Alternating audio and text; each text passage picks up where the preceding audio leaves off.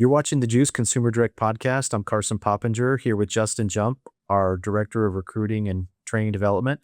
And we're pleased to have with us a guest today, Aurelien Mottier, who is the president of Memory Blue, which is a B2B appointment setting and go-to-market sales development company based out of DC, Virginia, right?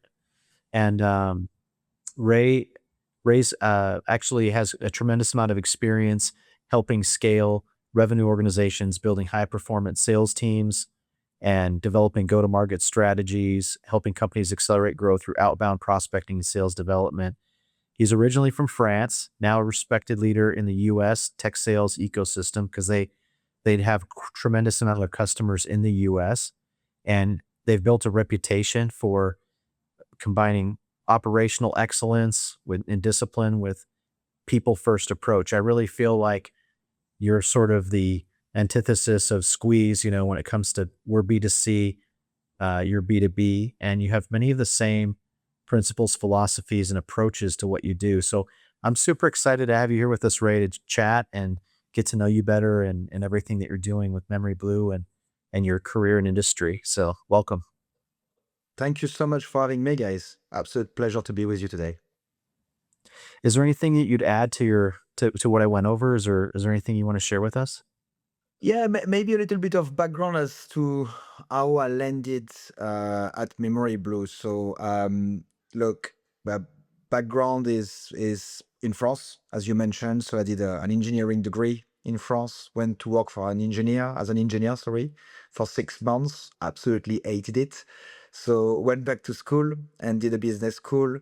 And then as a young graduate, I was working for Philips in Paris, Philips Consumer Electronics in Paris. And yeah, I will reveal a little bit about my age, but we were working on MP3 player that were USB sticks that you wear around your neck. So that was pre-iPod and all that. And also like mobile phones design and all that stuff, great stuff. But my English was so poor that my manager said, look, you've got to go to England. Go to England for a few years, learn English, come back, and you're going to get some great jobs. So I did that. And I was working in bars and restaurants, the classic type of things, trying to survive, but having a lot of fun at the same time. And eventually, I landed a job at a company called Optima Consulting Partners, which was an appointment setting company and the pioneer in BDR, SDR outsourcing, pipeline generation, large and complex sales cycles, etc., etc. And look, things went very well there. I became the number 2 of the CEO. We sold the business in 2010 to a Nasdaq listed company called Rainmaker Systems, based out of Campbell in the Bay Area, and stayed on for a couple of years and decided to start again. And that was the birth of Operatics. Fast forward 12 years. We are in 23 now. The company is roughly $30 million of annual recurring revenue, bootstrapped. We never took any investment.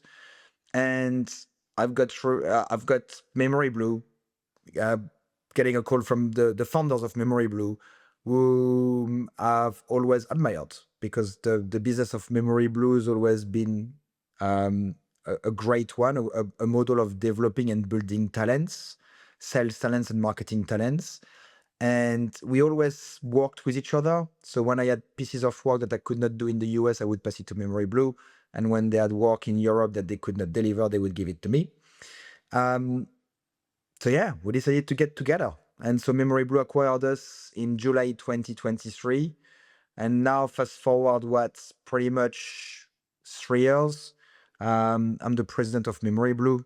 So leading the strategy and having a lot of fun with the team. Like it's all sort of things happening at the moment with AI, automation, you name it. So yeah, it's pretty cool. I like when it's active like that. So we're having fun.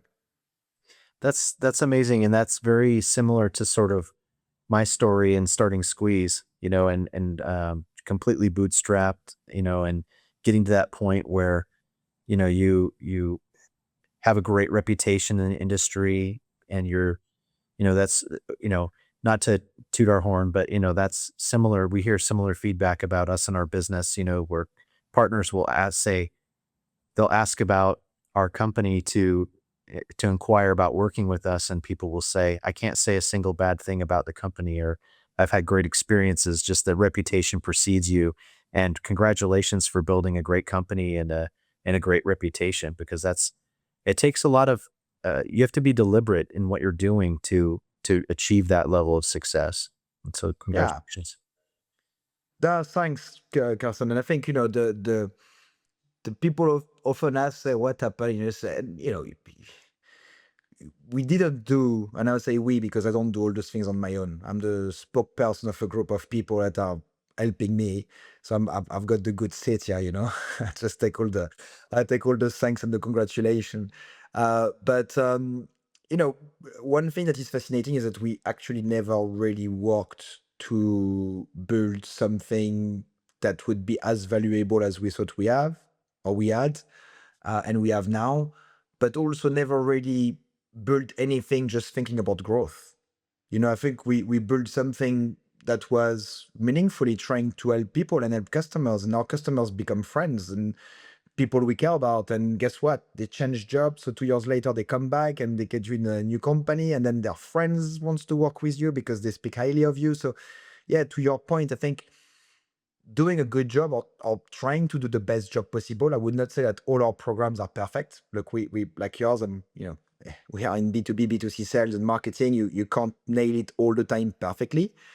But if you are honest and committed, I think people come back to you. And to your point, your reputation precedes yourself, and then clients start to come to you. You don't need to go and try to find them yourself. Yeah, I think to your point, when there's a problem, they can trust you that you're going to address it or deal with it, or iterate on it and improve it, and that you're not going to sort of ignore the issue, or try to find a way to cover it or anything like that. It comes down to trust, and those partners that you mentioned, they have to trust you that you're going to do what's right, and um, be forthcoming and transparent, and all those things. That's all what goes into who you are, and the team that you've developed, and the team that you've put together. I think, and to your point as well, absolutely, it takes a team, and we have a great team. You have a great team, and this isn't about any one single person. And so, that shows your humility and your great leadership. So, uh, well done. So Ray, backing up a little bit, you mentioned eating engineering early on, which I find fascinating because it sounds like that's the path you were wanting to go down. So first of all, what made you realize that wasn't for you? And then what was the specific moment, or was there one, when you realized I'm actually good at sales and ended up going that route? Yeah, that's a great question, Justin. So, great question. So, I think, look, uh, my family is coming from a relatively modest background. Okay, so my dad was a warehouse worker in a cigarette factory, and I started working there when I was 16, during the summer and the holidays and stuff like that. And my mom was a cleaner. She would go around and clean people's houses. And when my mom in particular discovered that I was academically relatively okay slash good, she was like, all right, you got to become a doctor or an engineer because or a lawyer, one of the three, it's like what's cool. And I think from our perspective, like I'm gonna sound great when I say that to my friends. Um, I can't become a doctor. One of my very, very good friend from early on at school, I'm still in touch with, we know each other for years, is a brain surgeon. And he's telling me some of the stuff he does. I can't do that. Like I'm struggling with a little bit of blood. I would faint. It's not good for me. I can't do that. So that was not for me. And I decided to take the route of engineering. I love math, physics, and all that sort of great stuff. I was interesting to see how things work, particularly electronic stuff and computers and things like that. So that's where I studied. And actually studying it was quite interesting to get to know it and to get to understand stuff. But then I got a job as a developer. God, everything just fall apart. I can't do it. I was in front of a computer all day long, developing stuff, you know, no real human interaction, nothing that I knew I enjoy, and doing the job was fundamentally different from what I was expecting. So it was a big slap across the face. And then look, I've always been a little bit entrepreneurial as a kid. I think probably due to my background, I had to make money. So, I it sounds weird to say that, but as a kid, I used to go to my local bakery. So in France, you've got bakeries everywhere. Like in London, they've got pubs everywhere. Like in the US, you've got screen with spots everywhere. We've got bakeries everywhere. And I would go to my local bakery and sell flowers at the weekends, for dollar, a couple of bucks there and there. And then I would just do some, I ate people cleaning their patio, whatever I would do stuff for money. I would start to work from very early on. And I always like the contacts of people. I like to sell my services. I like to think about my services. I like to package. So I thought, look, maybe this is what I need to do. I need to go more like towards commerce and business and economics and get that world. And for the first time, I decided to do something that, was against kind of my parents' will. And it was the right thing to do. Okay. So I think my mom was a bit grumpy for a bit of time.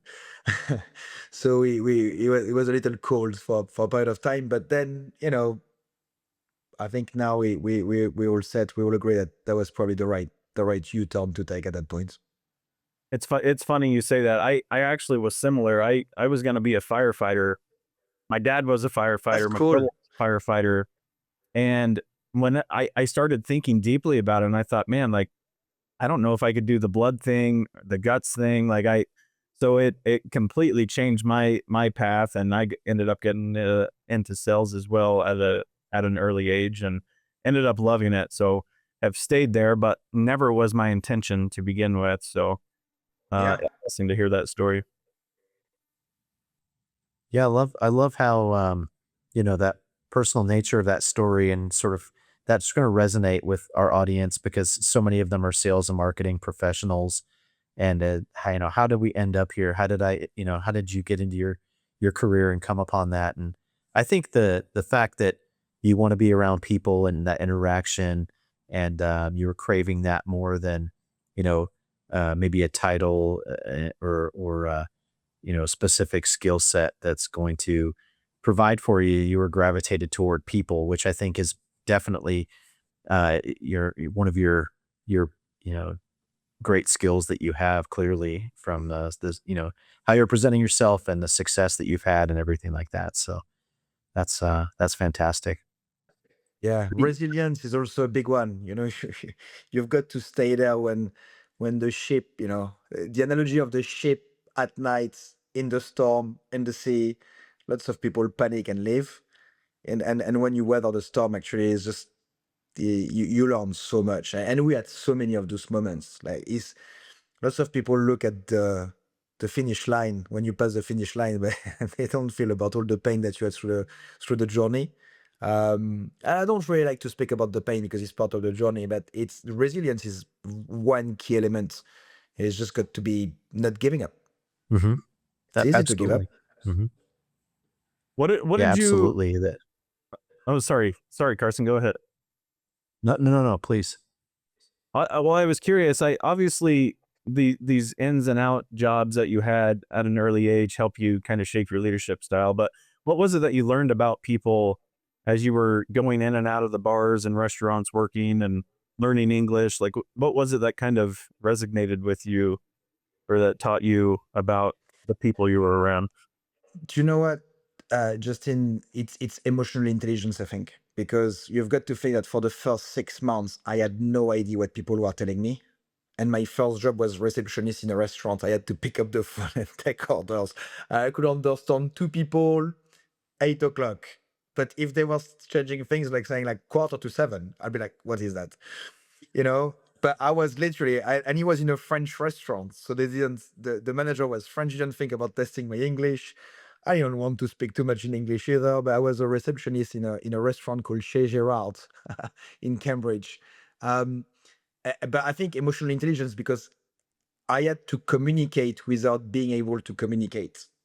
I had to have fun and create emotional tie with people or friendship without being able to communicate properly. And it's tough, but because when you can speak, of course, you can be a little bit fun. You can speak about yourself. You can have a bit of banter, or whatever it may be, and you can create connection.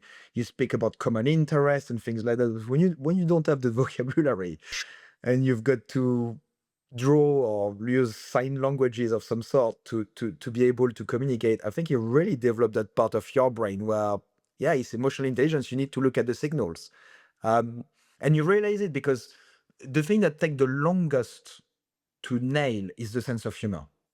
Okay. So first of all, French sense of humor versus English sense of humor versus American sense of humor, fundamentally slightly different. And you guys speak the same language, same words, same stuff, different accent, but you laugh to different stuff. Okay. But first of all, you need to understand the context of the joke, but then you need to understand the joke. But I remember sitting after the service at the bar, laughing with people, laughing out loud with people, not even knowing what they were talking about really. But it was just fun. And you just go like, it's like someone yawn, it makes you yawn. It's that sort of contagious thing. And I think this is part of emotional intelligence, is reading people without really understanding what's going on, but trying to understand what they want without understanding them. It's probably the greatest thing that I've done. And look, I've been doing that with my kids. So my kids were born in the UK. So they speak a little bit of French, but not enough. I literally put them through school for 6 months in a proper French school that don't do English. So the first few months are difficult, but they had to go through the same stuff, trying to play with other kids, create friendship without being able to speak fluently the language, which I think is very important for everybody's development. Traveling and meeting different cultures also. Yeah, that's the body language that you need to look at, and the cues, and but I think something that you mentioned that's really is just a cool concept is that human connection. It can exist even Absolutely.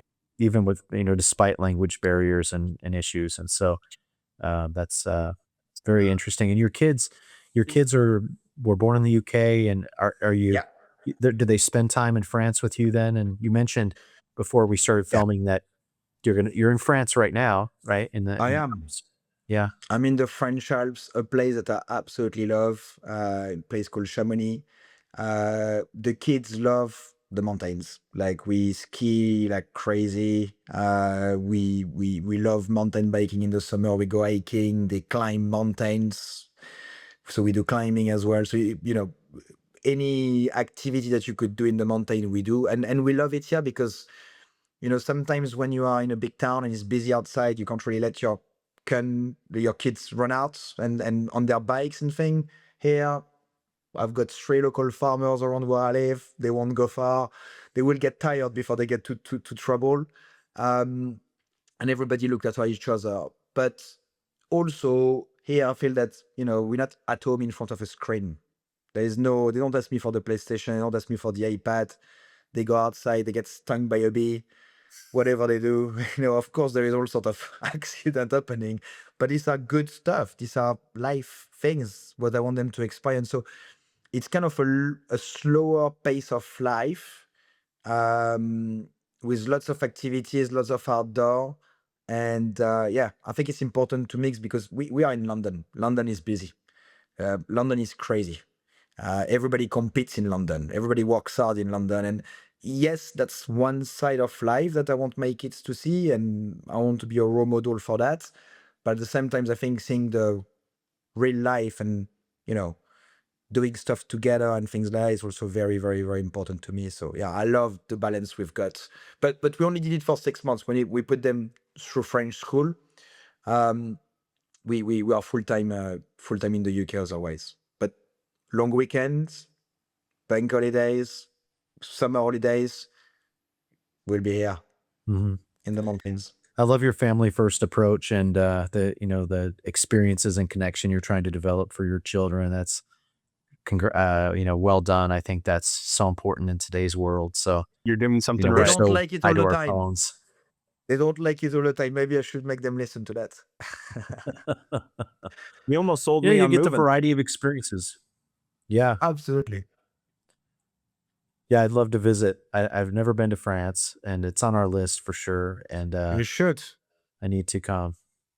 Was there a cultural shock moving from the UK to the US business world? Was that So thing? I get that question asked a lot about British people and French people about how to be successful in the US. Um, and look, I think it's the same playbook as everywhere. You've got to go and live there, right? So it's not easy. Like, I will have a good 40% of the US population that I meet will really struggle to understand me at first. Okay. Even if I could speak English perfectly, and I dream in English, write in English. I've been living in England for over 18 years now, but you still have that accent, which is it's an interesting thing because at the beginning it's a barrier to be understood, but at the same time it's something funky about you, you know, and people wants to know more and ask you question about it. So people are very curious, and that's great. But and Americans in particular, you can go to an hotel, sit at a bar. It's extremely unlikely that the people next to you won't start a conversation with you, which you would not do in France. You would not do in Spain. You would not do in Italy. That would be a bit weird. People protect their own space, but I actually love it.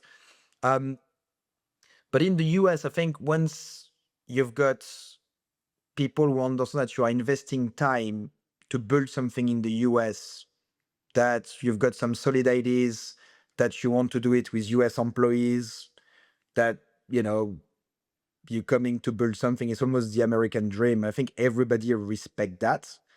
And people are extremely supportive. But I don't think you can succeed if you are not here in person.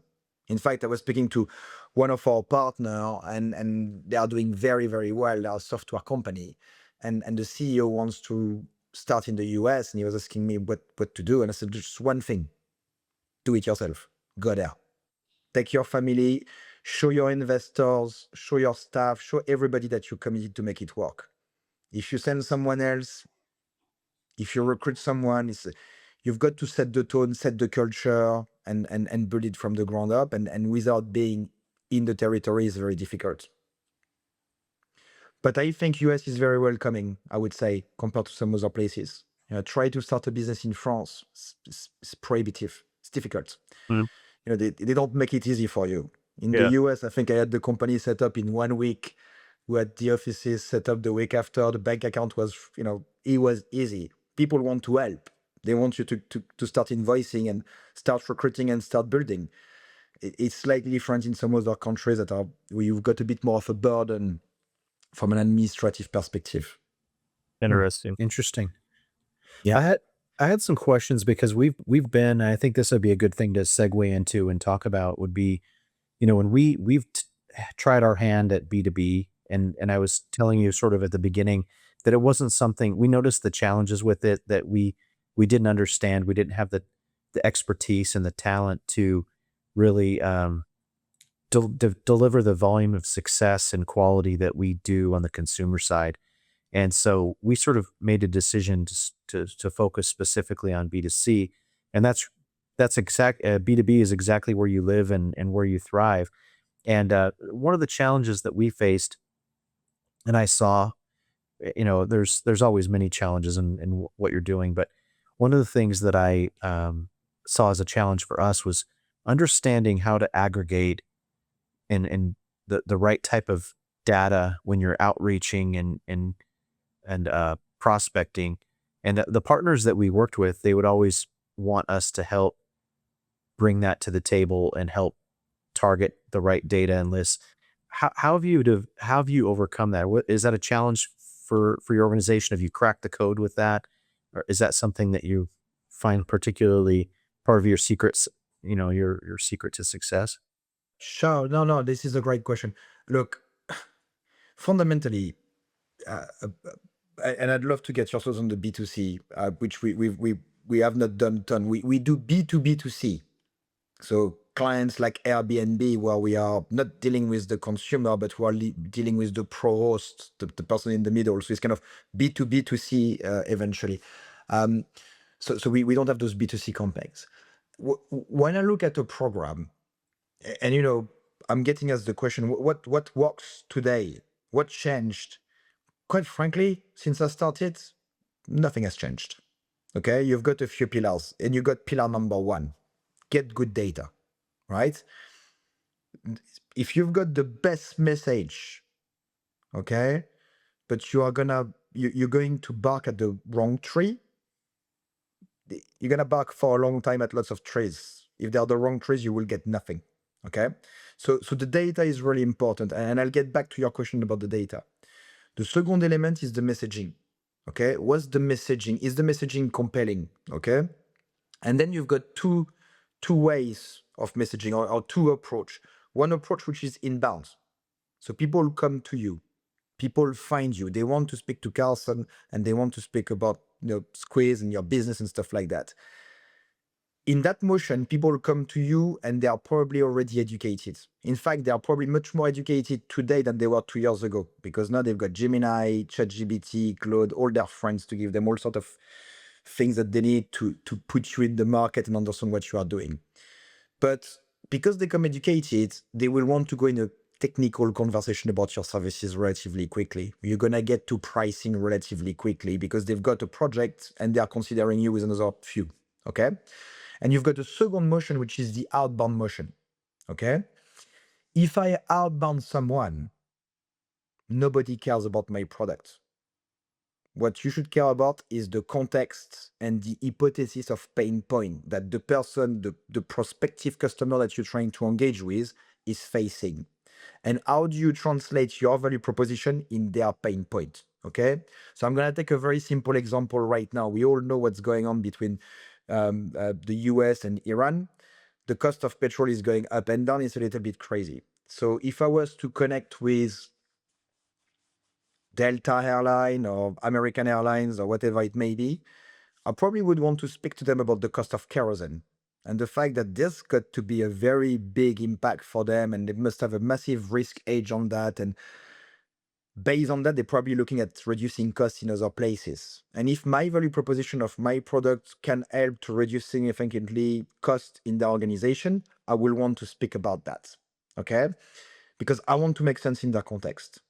So I don't lead with my products. I don't come to you and say, hey, I've got a great software that does this, that, and if you press that button, you've got this guy and this one pop, and my competitor don't do that, and whatever. But I just try to understand, do you have challenges? Which one are you trying to solve? Which one is the most painful? Show me the biggest stone in your shoe that you want to get rid of, and let's see if my stuff can help you or not. And if it doesn't, I'm going to leave you alone. If it does, I'm going to carry on speaking with you. So that's kind of the messaging. How do you get the messaging right? And then the last part that everybody tend to forget when you do outbound or when you do selling in general is what I call the nurturing. Okay. So when you outbound, I make a generality here, but I think there is a 10-90 rules. 10% of the people you engage with. So if I speak to Justin, I interrupt his day and speak to him, one Justin out of 10 will tell me, you know what? This is interesting. Let's take 45 minutes and show me what you've got. I want to know more. Okay. The other 9 are not telling me no. They're telling me I'm doing some other stuff right now. Not top priority for me. So what you need to do with this is nurture them. You need to nurture them and keep in touch with them, send them information, be useful to them up until there is the compelling event. And there is that, okay, we've got a big cost reduction in the business. Now I need your stuff. Or now we need to secure AI, so I need your stuff. But we didn't have the bridge before, but we've just been attacked. And it's the big thing of cybersecurity. People will start to put CCTV in their house and get the Doberman in the garden the day after they've been burgled. You never do it before. So, the compelling events are very important. But think about that. Pillar 1, data. Pillar 2, messaging. Pillar 3, nurturing all those conversations that need more time to have the compelling event and to be ready to engage with you. If you get that right, spot on. Okay. Now, coming back to your point about data, we've created something called Central Intelligence Database. Okay. So our 300 and something clients all have their own silo of data. Okay. We've got the central intelligence database in the middle. And at the bottom, we've got all our data providers, Zoom, Lucia, HG Insight, which is one of the best technographic, firmographic database that you can find. And basically, we are updating the data in our central intelligence database. So those data sets, the Zoom, the Lucia, the HG Insight, are fantastic sources, but they're never the silver bullet. You need to speak to people. I need to speak to Justin for Justin to tell me, you know what, actually, this is Carson that you should speak to about that sort of stuff, not me. And I speak to you, Carson, and say, well, I won't be the only one to make that decision. There will be a consensus of us. And you should involve Jane in my team and Paul in IT. Okay? I'm building my data sets. I'm adding to it. I'm making it better and better all the time. Okay? And that's what we're trying to collect and have in the central intelligence database. So when we are updating data in a specific silo for a client, it's not just there, it's also communicating with our central intelligence database and sharing the information with all the people that are interested in that data. So it's kind of a social way to build data sets. Yeah, I think that that's tremendous information. I think that it's clear that you live and breathe this, and I love the approach that you have, because it is there's lists and data out there, but everything that you're learning about the prospect and the messaging that you're trying to convey, there's timing, there's different people involved, there's the right pain points. I loved how you talked about the pain points as well, and that all sort of culminates together to help deliver the right message at the right time, and move a deal forward into further down the funnel. So I love that. Yeah, and nothing's changed. You would have done that in the 80s. You would have had the same, same results. People try to automate lots of things, but good data, relevant messaging, pertinent messaging, and nurturing, if you do that right, automated AI or not, you're going to be successful. Yeah. And you're using, I'm sure, artificial intelligence, AI, Claude, Gemini, you mentioned those. Oh man, don't get me going. those are I love it. Yeah, I mean, look, this is tools. Brilliant. In sales, there is thousands of mundane tasks that nobody wants to do. I want my salespeople, no matter what they are, BDR, SDR, AEs, customer success, I want them to do one thing. We spoke about trust, earlier on. I want them to build trust with their prospect and their clients. And I want them to have great interaction/conversation. I want them to be useful to their clients. I want them to give before they take, but I want them to do the human stuff. Okay? Now, remind them, having a piece of paper to remind them that they need to call Justin today, or that they got to send an email to this or that, or them having to take some notes during a call and then spend 30 minutes to do the follow-up emails, and then to be on a call and then going into Salesforce and then putting all the information manually and stuff like that. Do you know what? They don't want to do it. Good salespeople will always tell you they don't like admin, which is rubbish, but the great one do love admin.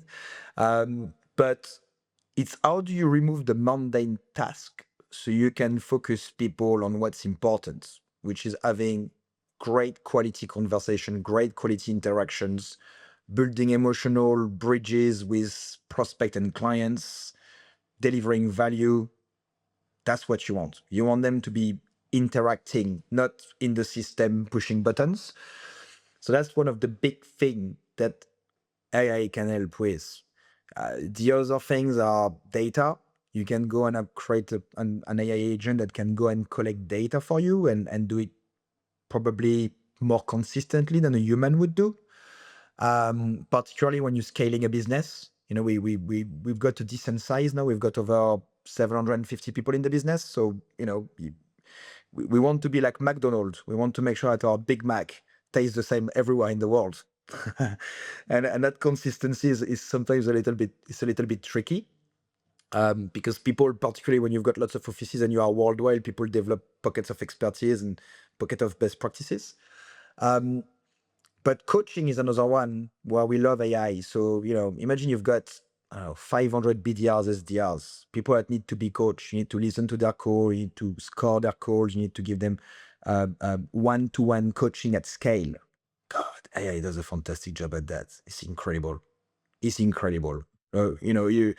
Instead of having Bob coming to a training where we're going to do objection handling, active listening, questioning, and whatever is the first module, and Bob actually just only need help around active listening, the rest is actually good at. Now you can just cut and dice. Instead of having a 1 hour training, you can have a 15 minutes training.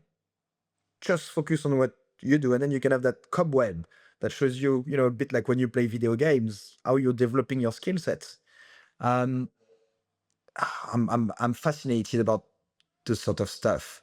And we are looking at, of course, also AI to help us with pre-game, in-game, and post-game coaching, which is slightly different because it's about preparing you for a conversation, reminding you what you want to achieve.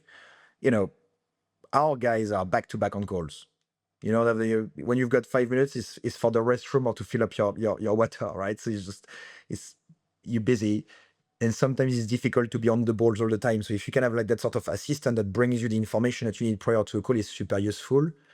In call, I'm speaking to a couple of companies. A friend of mine just joined one AI startup as CRO. We're looking at their stuff, but they have an in-call coaching tool that literally coaches you on the fly. So that's pretty cool.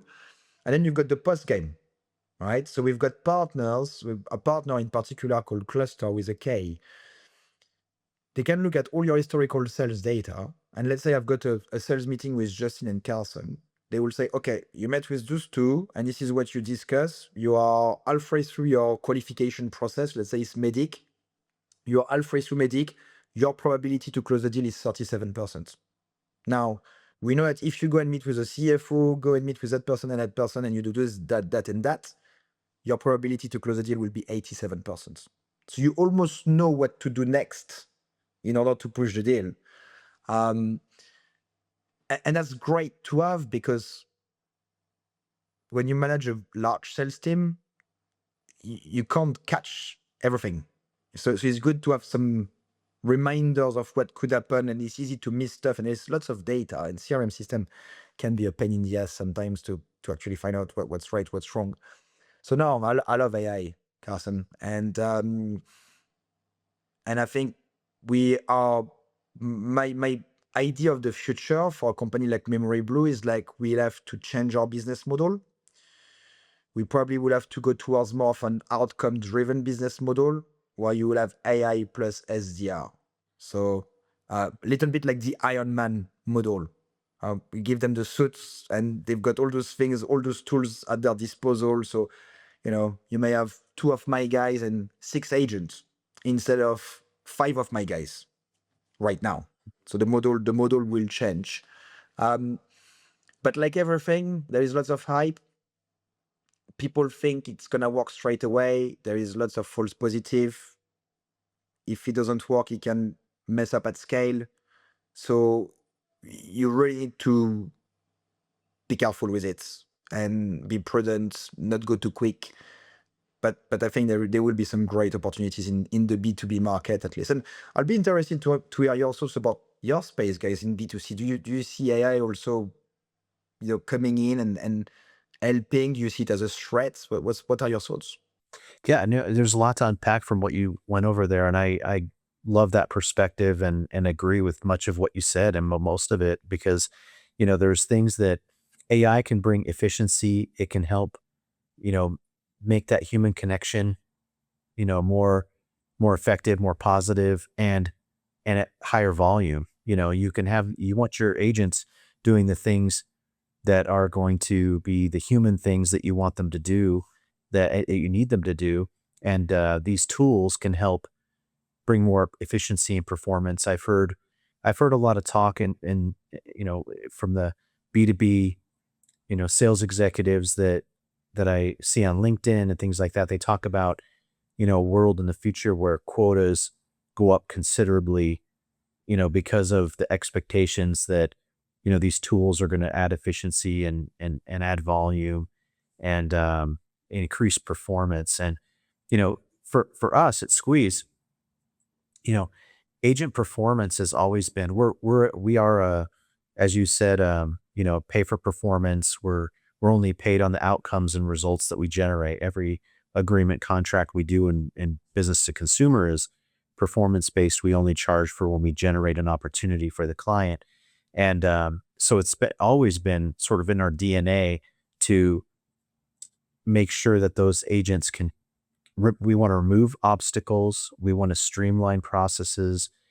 We have an account right now that we're onboarding, implementing, where the processes were done by offshore agents for one, and they were having them do a lot of manual processes, a lot of, go into the system, look this up, check this drive time, pull up this mapping tool, do all these things. And I said, much of this we need to automate. We need to have all of this delivered so that our agent can do one thing, which is connect with the person and sell the value and then set the appointment. And that's what we want them to do. So we may not be Yeah, able to get to automate 100% of it, but if we could automate 50% of it, the yeah, efficiency gains that we'll have will be tremendous. And absolutely. gets us to double the appointment the appointment yield, the volume of appointments that they can do per day, per hour. That's what we track and monitor. And these tools are going to be, very helpful in reaching those performance metrics the KPIs that we have to hit, and in order for this to be profitable. And so, Agreed. yeah, and I Yeah, and think I think it's. Mhm. Carson, going along with what you said, there's a lot of pain points there that AI I think is helping cover right now. And one of those specifically, we know how important coaching is, especially your SDR reps or your sales reps in general. And time is money, right? They want to be on the phones, making phone calls and getting sales. And you don't have the capacity or the QA to be able to cover the majority of those phone calls or to even give you a real sample size to give them good feedback. So having the AI be able to do that for you and eliminate the guesswork whenever you're coaching and uncover hidden opportunities and creating consistency with better customer outcomes. That's where it's at today and what we're striving for. And we actually have an internal tool called Pill that we use for that, Ray. And it's been an incredible adjustment for us because our QA team was so small, and now we're able to sample every single phone call and provide real feedback that allows our sales reps to change on the dime. So it's been wonderful for us to kind of get into that AI world, if you will. Yeah. Yeah, but the one we use is called Mintical. Um, Great partnership so far. Like they just got some great stuff, and they've got a module about career progression path. So you also have the AI supporting people to, yeah, what do you want to do next? You're a BDR SDR. Do you want to go to the next level of BDR SDR? Do you want to become an AE?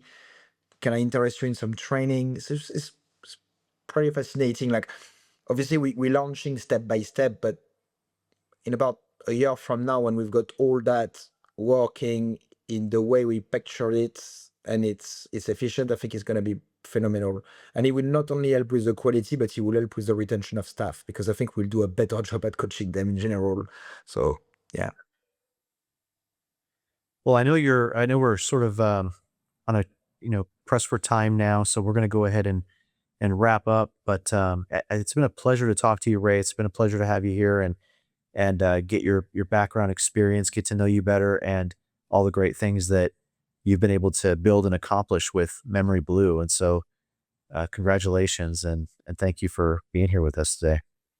Well, thank you, Carson, and thank you, Justin. It was, absolute pleasure to be with you guys. And if you want to do it again, let's do it again. I mean, it's lots of fun. I know we spoke a lot about my background and me selling flowers at the local bakery. So maybe next That's time we perfect. focus a I little love bit that. more Great, on the man. B2B stuff. Great. That that's Well, it's the great to that's hear. that's the stuff that's fun to listen to. It's for great to hear those how you came up and who's that's how you become who you are today. And I think I think that should be celebrated. So well, great. Yeah, we'd love to do another episode, and we could have Yeah. maybe there's a specific topic. I think we've covered a lot of great things here. We could come up with another specific topic, and we Yeah, could I think you had lots get on of that. great questions as well in the prep, to be fair. So, I think today was probably more like a get to know each other, which was super fun, by the way. But if you want to go deeper on some topics about what we're seeing in sales, what people are struggling, what are I try to sparkle a few of what would have been my answer in some of the stuff. But if you want to dig deeper in anything, sales related or marketing related, I'm more than happy to do it with you guys. Yeah, let's Excellent. do it. Thank I'll you. reach out. I'll set something up with you maybe a couple months out from now and give you Yeah. a little bit of a break. And then, yeah, we would love to have you back on. So Sounds great. Well, thank you so much for having me, guys. It was an absolute pleasure to be with you today. You've been watching the Juice Consumer Direct podcast. Thanks so much for watching.